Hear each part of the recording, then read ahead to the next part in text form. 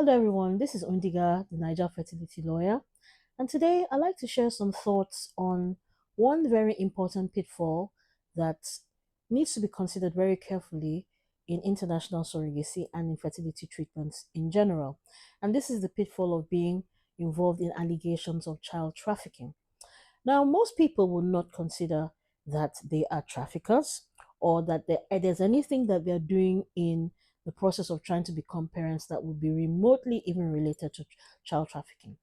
But there are some very easy ways in which you could unwittingly fall prey or place yourself in a situation where you could be accused of child trafficking. Now, child trafficking, as I've said, is the unauthorized movement of children from one place to another, either within a country or across international borders.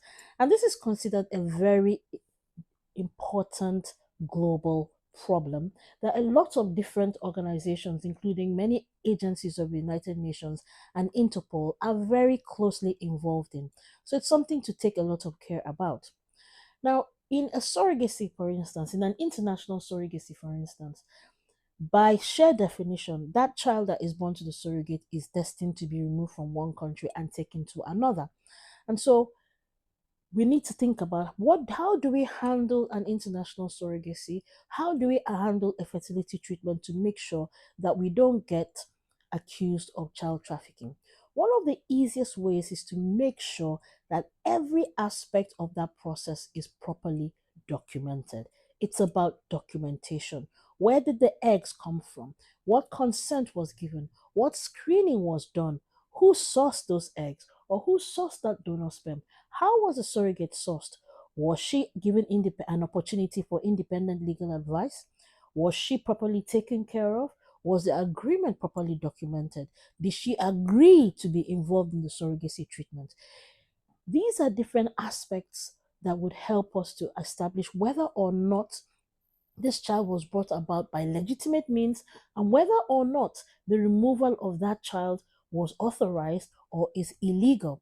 Another important factor you need to consider is that in a surrogacy, the surrogate is the legal mother of the child. And so, for the intending parents to remove the child from Nigeria or from any treatment country, they will need to acquire parental rights or other legal permission to allow them remove that child from Nigeria legally. If that documentation, if that either whether it's a court order or some other documentation, if that documentation or that court order is not gotten, you could be accused of removing that child illegally from the country, which would basically be a child trafficking allegation. Another easy way in which people might get involved in child trafficking when they're considering fertility treatments is by using unlicensed fertility clinics. There are a lot of people who pretend to be running legitimate fertility clinics, but who are actually operating shop fronts for baby factories. So one of the easiest ways to identify a licensed fertility clinic in Nigeria is to check to see whether or not they are members of the only industry body for fertility clinics in Nigeria, which is known as the AFRH, which is the Association for Fertility and Reproductive Health, and their website, which is at www.afrh.com, contains a list of all the licensed fertility clinics in Nigeria. If the fertility clinic that you're using is in Lagos State, that clinic also will need to be registered and licensed by HEFAMA, which is the Lagos State authority that manages the licensing of all health facilities within the state of Lagos. Unfortunately, the other states in the country do not have similar organizations. But if you check to see whether or not your fertility clinic is a member of the AFRH, that's a pretty good place to start. And also to ask questions, because there are some fertility clinics who actually source children through illegal means and pass them on to unwitting parents. And it's also very important to know that sometimes even these organizations will give you documentation that is fake and which purports to be legitimate documentation that is supposed to follow a birth. Another important document that you would often need to remove a child legally from Nigeria is a court order, which says that The surrogate, who is the legal mother of the child at birth, has legally been able to transfer parenthood to you, and you are now legally authorized to remove the child from the country. So, in order to navigate all these complexities and these requirements, it's very important to get proper legal advice. So, if you get proper legal advice, you make sure that you choose your fertility clinic carefully and make sure that you get all the necessary documentation that you need to lawfully remove a child from Nigeria. In some cases, parents have come to Nigeria and had children through surrogacy and have removed the children without getting the necessary documentation. And then arriving in their home country, they find that they have to come back to Nigeria to get these documents. Sometimes it's important to get these documents because they are not able to move forward with the process that they need to implement in their home country to be able to get parental rights in those countries. And so you find a situation where a child has already been removed from Nigeria without the necessary documentation and court orders and arrives in the country where they're supposed to live with their parents, and then the parents have to retroactively perfect and get this documentation done even though the child has already been removed in the country. This causes additional stress, additional cost, and additional inconvenience. We have a case what we're handling right now where a child was born to a Nigerian surrogate through double donation, meaning that the child was conceived using donor egg and donor sperm. And the intending mother had been wrongly advised that on the basis of the surrogacy agreement and the affidavit and the birth certificate that was wrongly issued in her name, that she had actually become the mother of the child under Nigerian law, which was not the case.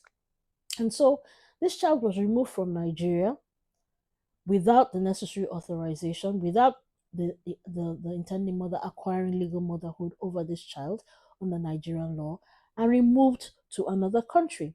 On getting to that country, she needed to formally adopt that child because in the country where the child was had been taken to, which was the UK, she was not able to get any of the other court orders that were available for surrogacy for surrogate born children because the child was born through double donation and did not have a genetic connection to the intending mother.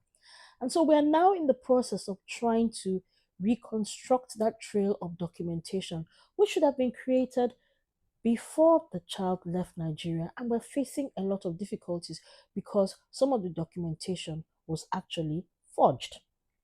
And it's now becoming a problem because those documents have to be gotten now and they cannot be backdated. And these are documents that will have to be tendered before the UK courts and which will have to be considered very carefully before she'll be able to be given be able to adopt that child in the UK. And all these things could have been avoided if all these measures had been taken while the child was still in Nigeria and before the child was removed from Nigeria.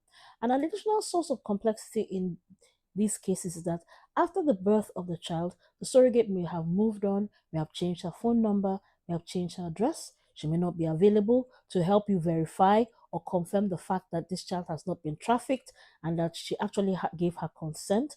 But the problem is that the surrogate who gave birth to the child, her consent is not enough for you to remove the child. What you need is an authorization from the courts to say that you have the legal cover, you have the legal permission to remove that child from one country to the next.